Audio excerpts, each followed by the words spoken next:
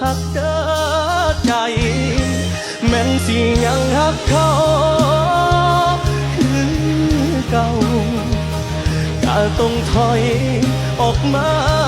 ไกลๆตอนนี้เพิ่นเป็นแฟ